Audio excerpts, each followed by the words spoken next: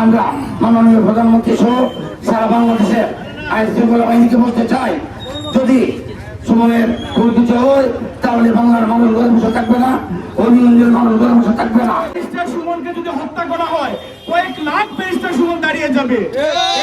এই খুনি চক্রান্ত গোষ্ঠী কয়জন সুমনকে হত্যা করবে? ব্যারিস্টার সুমনের সাথে সারা বাংলাদেশের আপামর জনতা থাকবে। এবং আমি মাননীয় প্রধানমন্ত্রী শেখ হাসিনার প্রতি আমার বিশ্বাস আছে যে আমরা 2-1 দিনের ভিতরে তার খুনিদেরকে এবং খুনিদেরকে উনি ধরিয়ে দিবেন। আজকে আমরা এই জায়গায় মানববন্ধন করতে কেন এসেছি?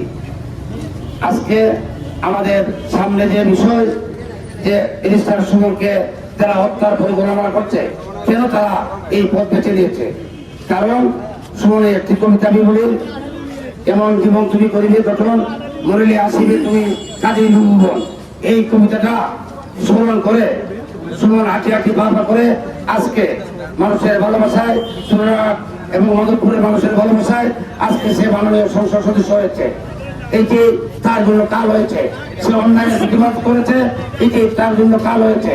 আমরা মাননীয় প্রধানমন্ত্রী সহ সারা বাংলাদেশের আইন শৃঙ্খলা বাহিনীকে বলতে চাই, যদি সুমনের পরিচিত হয় তাহলে বাংলার মানুষ ঘরে বসে থাকবে না, হবিগঞ্জের মানুষ ঘরে বসে থাকবে না।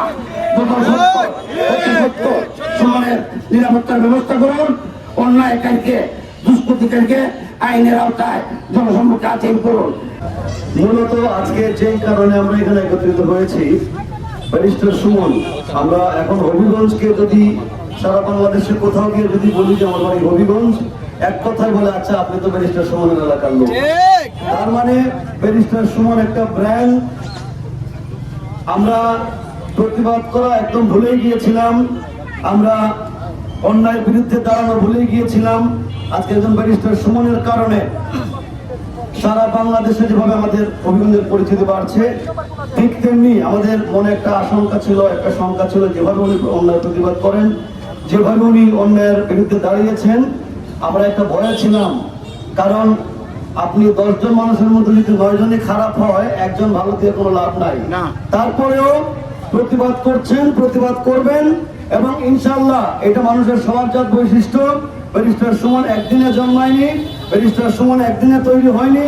যারা বা যে এই কুকর্মের সাথে জড়িত, যারা তাকে হুমকি দিয়েছেন হত্যার, আপনারা ভুলে যান এই ষড়যন্ত্র। কারণ ব্যারিস্টার সুমনের সাথে সারা বাংলাদেশের মানুষ আছে, আমরা আছি। আমার বিশ্বাস ব্যারিস্টার সুমনের কিছু আপনারা করতে পারবেন না। শুধু শুধু আলোচনা আসার জন্য আপনারা এই কাজগুলো করছেন। আপনারা ভালো থাকবেন, সবাই সুস্থ থাকবেন। ব্যারিস্টার সুমনের সাথে সারা বাংলাদেশের আপামর জনতা থাকবে ইনশাআল্লাহ।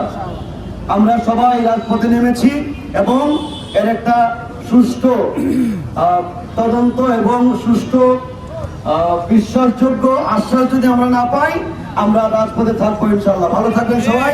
আসসালামু আলাইকুম ওয়া রাহমাতুল্লাহি ওয়া বারাকাতুহু। আসসালামু আলাইকুম। আমি ব্যারিস্টার সুমনের বোন। আমি অশেষ কৃতজ্ঞতা জানাচ্ছি হবিগঞ্জবাসী, এবং আমি অনেক কৃতজ্ঞ যে আপনারা এই ঝড় বৃষ্টি এবং এই প্রাকৃতিক দুর্যোগের মধ্যে আমার ভাইয়ের হত্যা প্রচেষ্টার যাতে সবাই প্রশাসনের সুদৃষ্টি কামনা করছি।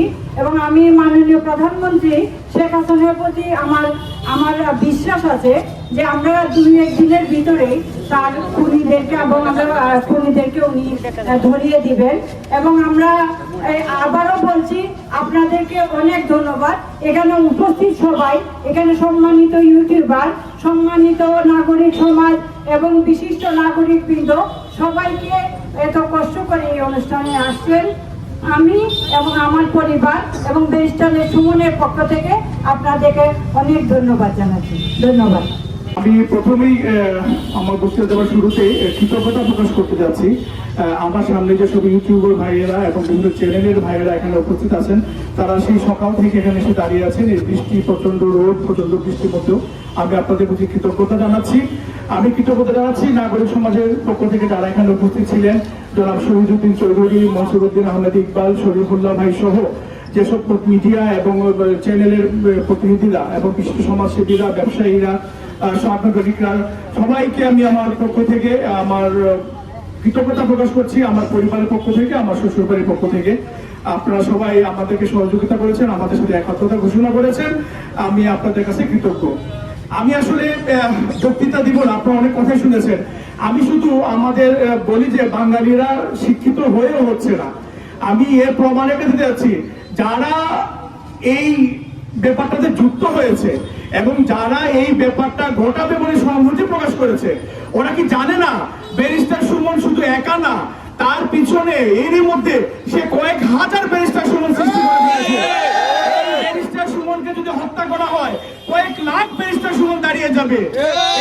এই খুনি চক্রান্ত গোষ্ঠী কয়জন সুমনকে হত্যা করবে?